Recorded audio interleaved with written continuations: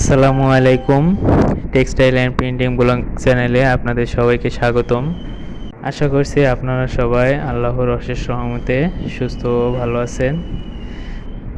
কাছে ও দূরে, দেশ ও বিদেশে যে সকল ভাইয়া ও আপুরা, আঙ্কেল ও আন্টিরা আমার ভিডিওটি দেখছেন, তাদের সবাইকে জানাই অসংখ্য ধন্যবাদ।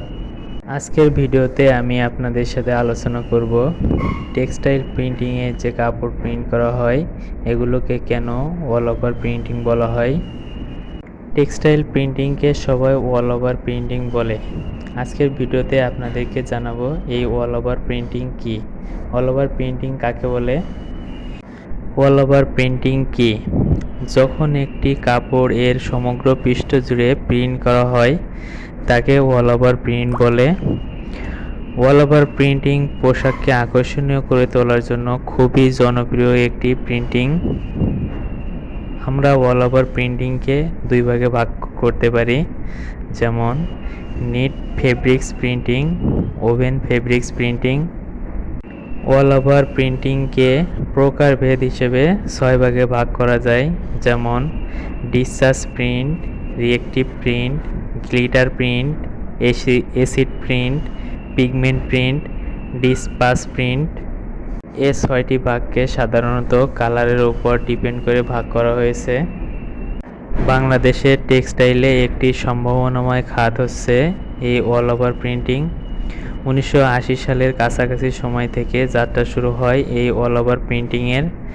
মানুষের পছন্দ ও চাহিদা অনুযায়ী পোশাকের জন্য দিন দিন এই চাহিদা বেড়েই চলেছে।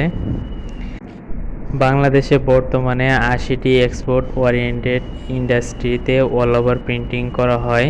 সাধারণত 3টা মেশিনের মাধ্যমে এই অল ওভার প্রিন্টিং করা হয়ে থাকে: rotary printing machine, flat bed printing machine, digital printing machine. দেশের ক্রমবর্ধমান টেক্সটাইল শিল্পের সম্ভাবনার আরেকটি নাম হলো অল ওভার প্রিন্টিং। প্রত্যাশা অনুযায়ী এই খাতে দিন দিন চাহিদা আরও বাড়ছে। যুগের পরিবর্তনের সাথে সাথে মানুষের মনোভাব, পছন্দ এবং চাহিদাও পরিবর্তিত হয়। অল ওভার প্রিন্টিংয়ে ছাপানো পোশাক দিন দিন ফ্যাশন সচেতন তরুণদের কাছে সবচেয়ে অগ্রাধিকার পাচ্ছে। পশ্চিমা দেশের তরুণ প্রজন্মের প্রবণতা এখন এই অল ওভার প্রিন্টিং ফ্যাশনের দিকে। বিশ্বজুড়ে অল ওভার প্রিন্টের চাহিদা দিন দিন অনেক বেড়ে চলেছে। আমাদের দেশের ফ্যাশন হাউসগুলি সমস্ত মুদ্রণের উপর জোর দিয়েছে। রাজধানীতে বিভিন্ন অনুষ্ঠানের আয়োজনে এগুলো করা হয়ে থাকে। অল ওভার প্রিন্টিংয়ের পোশাকগুলি তৈরি করার পর খুব সহজেই এগুলা ধুয়ে নেওয়া যায় এবং এগুলো পরতে খুবই আরামদায়ক। এজন্য এই অল ওভার প্রিন্টিংয়ের চাহিদা দিন দিন অনেক গুণে বেড়ে চলেছে। অল ওভার প্রিন্টিং টেক্সটাইল সেক্টরের এক অন্যতম শাখা। এটা ফেব্রিককে আলাদা একটা মান সৃষ্টি করে। অল ওভার প্রিন্টিং পুরো বিষয়টাকে আমরা 4টি ভাগে ভাগ করতে পারি, যেমন design and engraving, recipe formulation and colour making, printing এবং ফিনিশিং। অল ওভার প্রিন্টিংয়ের 4টি বিষয়গুলোর মধ্যে অন্যতম বিষয় হচ্ছে ডিজাইন মেকিং। ডিজাইন মেকিংকে হার্ড অফ প্রিন্টিং বলা হয়, কারণ যদি ডিজাইনের কনসেপ্ট সঠিক না হয় তাহলে যত কিছুই করা হোক না কেন ডিজাইনের মোটিভ একটুও ভালো হবে না। যে সকল আপু এবং ভাইয়ারা আমার ভিডিওটি দেখছেন, ভিডিওটি দেখে যদি আপনাদের একটুও ভালো লেগে থাকে তাহলে অবশ্যই লাইক, কমেন্ট, শেয়ার এবং সাবস্ক্রাইব করে পাশে থেকে যাবেন।